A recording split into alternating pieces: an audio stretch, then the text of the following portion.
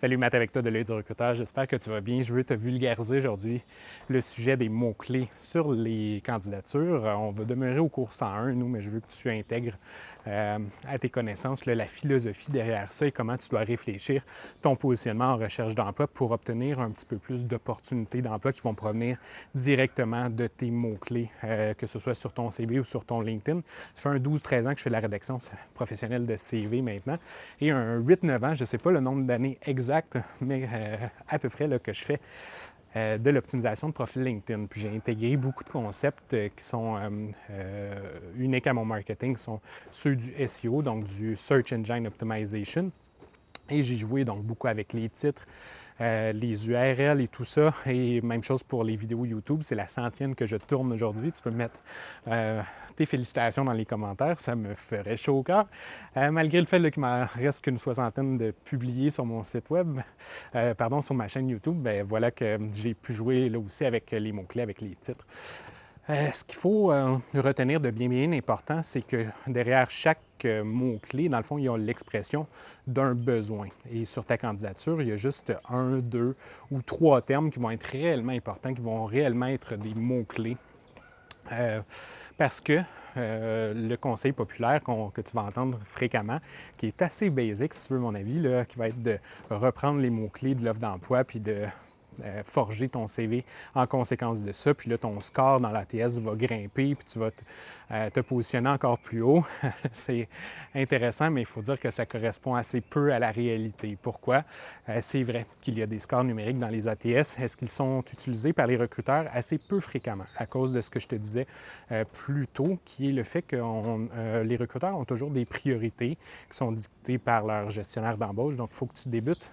Il faut que tu réfléchisses ton positionnement avec ce qui, selon toi, va être susceptible d'être le plus recherché chez ton public.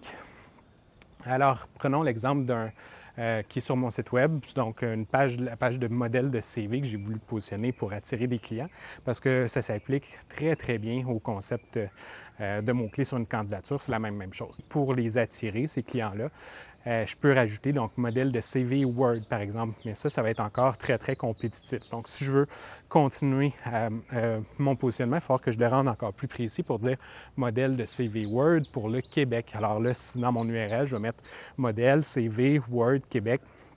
Et voilà que là, ça va m'attirer beaucoup plus de clients parce que je suis venu comprendre que les gens qui rechercheraient un modèle de CV vont probablement utiliser soit Word ou soit Québec là-dedans. Et là, oui, c'est vrai que je vais ressortir versus quelque chose qui serait beaucoup plus compétitif comme juste modèle de CV. Pour ta candidature, c'est exactement la même chose. Pensons à un chargé de projet qui inscrirait juste chargé de projet. C'est beaucoup trop compétitif comme mot-clé pour tirer son épingle du jeu. Alors, on va venir préciser légèrement. On va utiliser notre mot-clé de longue traîne pour se spécialiser davantage. Donc, chargé de projet TI peut-être. Déjà là, ça va être beaucoup mieux. Ou chargé de projet événementiel. Continuons avec chargé de projet TI. Ça demeure assez compétitif, on va se le dire. Il y en a pas mal des chargés de projet TI. Alors, peut-être chargé de projet TI en transformation numérique.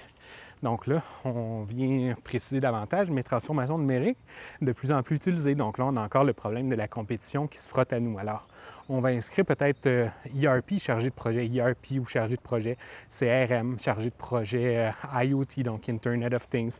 Et dans notre description, dans notre descriptif de poste, on va venir le mettre au long, Internet of Things, et on va l'avoir dans notre titre d'emploi, donc IoT. Et ça va être susceptible d'être encore plus recherché. Si on veut développer encore davantage, bien là, on peut assumer qu'il y a peut-être des technologies ou des types de projets pour notre chargé de projet qui vont être recherchés par les recruteurs parce que ça correspond exactement à un besoin similaire qu'ils ont. Par exemple, Microsoft Dynamics 365 Project Operations. Ça, c'est le nom d'un software qui est lié beaucoup ces jours-ci à ERP et transformation numérique ou peut-être Microsoft Power BI. Donc, l'accumulation de ces mots-clés-là. Donc, dans sa barre de recherche, le recruteur va aller chercher ça.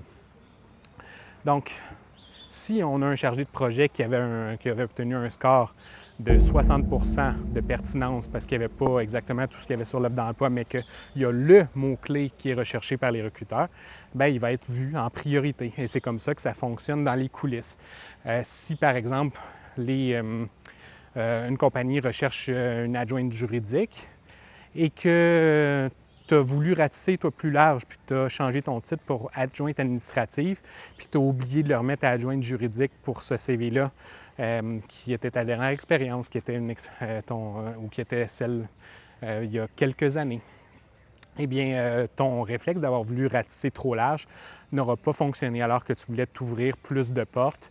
Bien, tu t'es fermé les portes de toutes les entreprises qui cherchaient une adjointe juridique. C'est pour ça que souvent, je dis que ça te prend 2-3 CV et que sur ton profil LinkedIn, tu dois vraiment réfléchir à est-ce que je veux ratisser si large que ça? Parce que lorsqu'on ratisse trop large, on nuit à notre compétitivité directement parce qu'il y a beaucoup d'autres gens qui vont avoir utilisé le même titre que nous pour se positionner. Je dis un titre, des fois c'est une compétence comme leadership,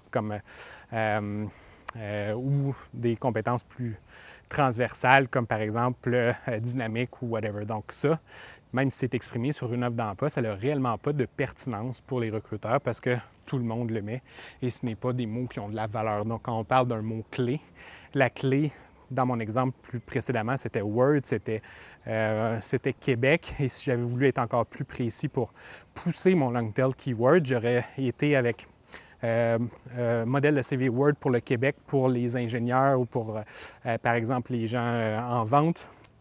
Mais là, j'aurais peut-être été justement trop précis. C'est pour ça qu'il faut trouver un équilibre lorsqu'on pense à notre stratégie de mots-clés entre ce qui va être trop précis, trop niché, trop spécialisé, mais ce qui ne le sera pas suffisamment non plus. Donc, il ne faut pas aller à l'autre extrême puis vouloir ratisser vraiment trop large parce que là, on va nuire aux opportunités reçues. On va les abaisser. Donc, prenons justement quelqu'un en vente, quelqu'un qui voudrait se spécialiser un petit peu plus. Donc, on va prendre le mot chargé de compte et on va essayer de le mettre à 2 endroits différents, l'écrire de 2 façons différentes dans le CV. Donc, pour ceux qui cherchent des gestionnaires de compte puis ceux qui cherchent avec chargé de compte, même si de plus en plus les systèmes vont intégrer donc de la sémantique et venir comprendre que gestionnaire de compte, c'est exactement la même chose qu'un chargé de compte, bien nous, on se positionne aussi pour les vieux systèmes qui vont rechercher à la lettre près. Alors, à notre gestionnaire de compte, on va vouloir se nicher davantage pour inscrire B2B, par exemple. Donc, on va l'inscrire peut-être trop long aussi ailleurs dans le CV, business to business. Je sais que j'utilise beaucoup d'acronymes dans cette vidéo aussi, mais on va continuer avec les acronymes parce que ça rejoint la thématique du jour, mais ce ne sera pas nécessairement toujours des acronymes. Mais dans ce cas-ci, je penserais à une gestionnaire de projet ou un gestionnaire de compte, qui serait dans l'alimentaire. Donc, je viendrais inscrire dans la description à quelque part le mot CPG pour Consumer Packaged Goods. Donc, alimentaire, c'est dans les produits naturels. Donc, on va avoir alimentaire, produits naturels, alors que si j'enlève tous ces mots-clés-là pour n'inscrire que des tâches, donc analyse des besoins, des développement d'affaires dans le territoire de puis qu'à aucun moment je mets alimentaire, bien là, on vient de faire une erreur de mots-clés parce qu'on vient de se priver des portes de ceux qui vont rechercher vraiment spécifiquement quelqu'un qui a travaillé dans le CPG, quelqu'un qui a travaillé dans le B2B, quelqu'un qui a travaillé dans l'alimentaire. Alors, il faut y penser à ces choses-là et aussi penser à des façons différentes d'écrire les choses. Donc, ce que je te disais plus tôt, chargé de compte versus gestionnaire de compte. Et on vient se nicher un petit peu plus, B2B, ensuite dans l'alimentaire, donc gestionnaire de compte B2B dans le secteur alimentaire, par exemple, pour être notre titre LinkedIn, même si ce n'est pas le titre qu'on a reçu à la base, même si on a juste nommé Account Manager, gestionnaire de compte, on a le droit de venir le préciser. Alors, tu dois y réfléchir à cet équilibre-là. Je pourrais te parler de plusieurs autres exemples, mais je pense que tu comprends la philosophie inhérente. Où est-ce qu'on a des mots-clés trop compétitifs, on en a d'autres qui ne sont pas assez.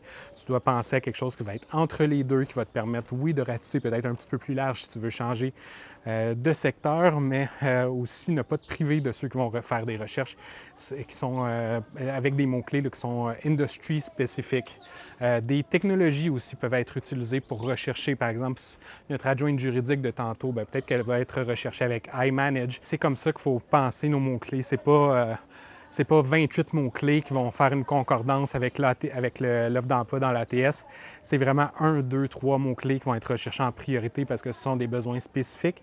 Et voilà, c'est comme ça qu'on pense notre CV ou notre profil LinkedIn. J'espère que ça a pu être utile. Si c'est le cas, mets-moi un like sous la vidéo, c'est toujours très encourageant. Aussi, abonne-toi à la chaîne pour plus de conseils sur le CV, le profil LinkedIn, l'entrevue, la recherche d'emploi, la carrière. Et nous, on se dit à la prochaine pour une autre vidéo de l'œil. Bye bye.